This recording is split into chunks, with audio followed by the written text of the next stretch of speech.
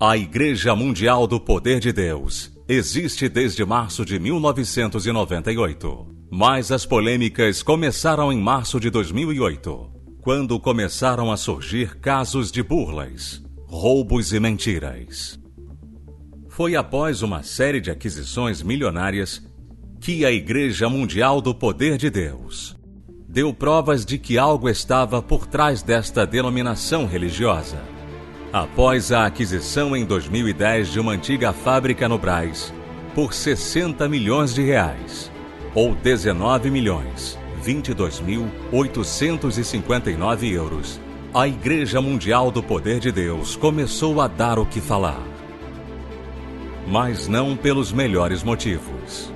Conhecidos por chorarem em plena pregação, pela fama de curandeiros, a Mundial chamou a atenção de milhares de pessoas, levadas pela emoção do que ouviam falar.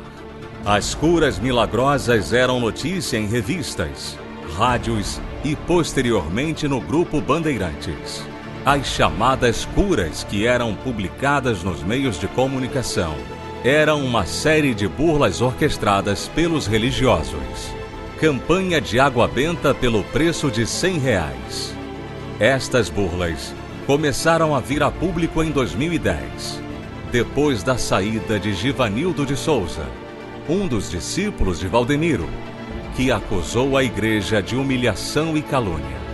Mas foi em 2013 que a Mundial começou a dar sinais de problemas, quando em outubro perdeu o espaço televisivo no Grupo Bandeirantes por falta de pagamento.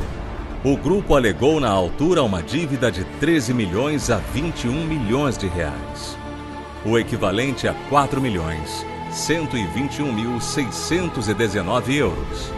Ao mesmo tempo em que Valdemiro perdia o tempo de antena televisivo, o apóstolo era investigado pelo Ministério Público e a Polícia Civil de São Paulo desde janeiro de 2013, por crimes de lavagem de dinheiro, ocultação de bens, direitos e valores. O motivo da investigação era a compra de uma mega fazenda em Santo Antônio de Leverger, no Brasil, com milhares de cabeças de gado, denunciada na oportunidade por uma reportagem da TV Record. As imagens mostravam uma terra a perder de vista, gado, pistas de voo e uma mansão com piscina. A fazenda, no coração do Pantanal, foi paga pelos fiéis da IMPD, a mesma igreja que, em plena campanha televisiva, apelava aos membros por 7 milhões de reais por falta de verbas.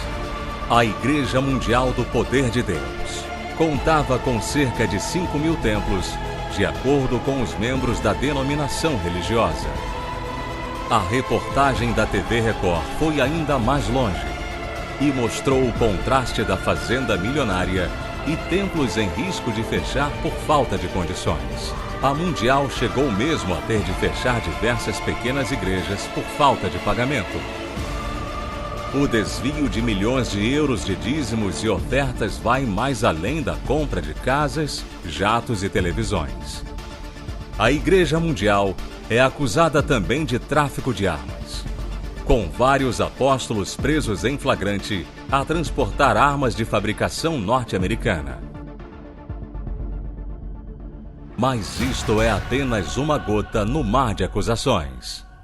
A Mundial viu recentemente serem bloqueados mais de 620 mil euros das suas contas.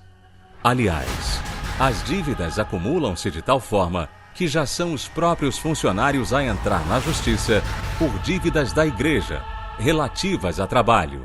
Sabe-se que neste momento a cidade mundial está fechada, igualmente por falta de pagamento. Entretanto, a dívida da Igreja Mundial do Poder de Deus para com o Grupo Bandeirantes já começou a ser paga, por ordem judicial. Todas as doações recebidas pela igreja são penhoradas em 10%. A Mundial é ainda acusada de crimes mais graves. No final de 2013, mais propriamente na passagem de ano, em Lisboa, Portugal, a igreja foi acusada de ter sido palco de uma violação a uma criança de 4 anos.